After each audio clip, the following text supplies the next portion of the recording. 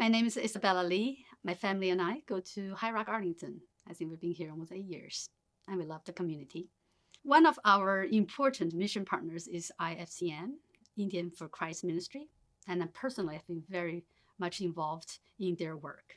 The mission of IFCM is to bring the good news of Jesus Christ to the people and the communities in remote parts of India.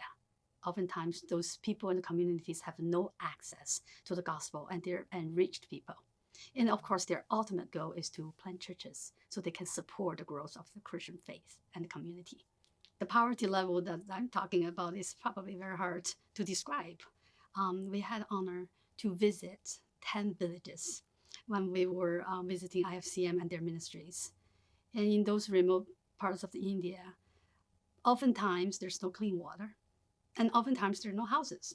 They live in tents made of natural materials like straws or plants and leaves. And there's no kitchen and there's no bathroom. And so their meal sometimes is 1 time per day, sometimes 2 times per day. And the river that is there nearby the village is their drinking water. It's also a place they wash their laundry, oftentimes mixed with sewage. Really, the whole large family eat from just a little bowl that they have for the day. And so people die, of course, from hunger. And people die, obviously, from the drinking the dirty water. And so these are the few reasons. That's why it's very difficult for them to get out of the poverty. The food distribution at FCM comes under their relief and rehabilitation work that they've been doing all these years. I think over 30 years, and they've tried to provide food for these people in extreme poverty. They also regularly cook meals on the daily basis in 23 villages, and that comes under their child welfare program. So they often distribute dry food, rice, wheat, and bread, vegetables, and spice into their local churches. The child welfare program provides the meals every day for 20 kids and sometimes elderly people with disability in 23 villages. And so IFCM, as they start to consider plant churches, oftentimes food is the first thing they will bring to those remote villages. I can remember this particular story. There's a missionary couple, and they actually came to Christ through IFCM's ministry, and they were discipled by Pastor Paul and others at IFCM, and grow their faith in Christ. Eventually, they were called to go into a mission field in very remote part of India.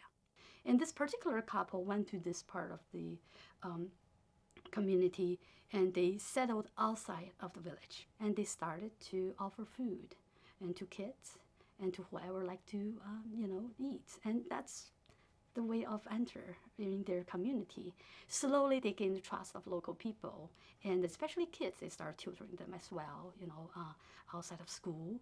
And more people get to know them. More and more people come and join the meal and spend time together and gathering.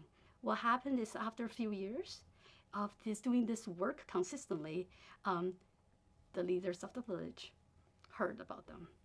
And they started to see the differences they make in these people's lives.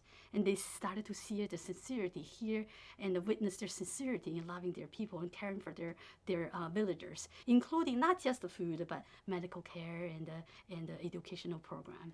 And so the leaders came and visited them this past year. And guess what? And they actually invited them into the village. They offered a place for them to be their home, permanent home. And they even offered a place for meeting as a church. And the church started. And we have pictures to see that people gathering and worship, and video to hear their singing and the preaching. So that's one of the many stories that we hear from IFCM's work, that food is usually the first step to minister to the people, the community, in the beginning of a church. A meal at IFCM and the meals they're able to offer to those people in remote parts of India, it's not just about a meal. It's really not a meal. It becomes life-saving resources. It becomes survival. It becomes living and symbol of living. It becomes the gift from God. It becomes an experience entering a relationship with Jesus Christ.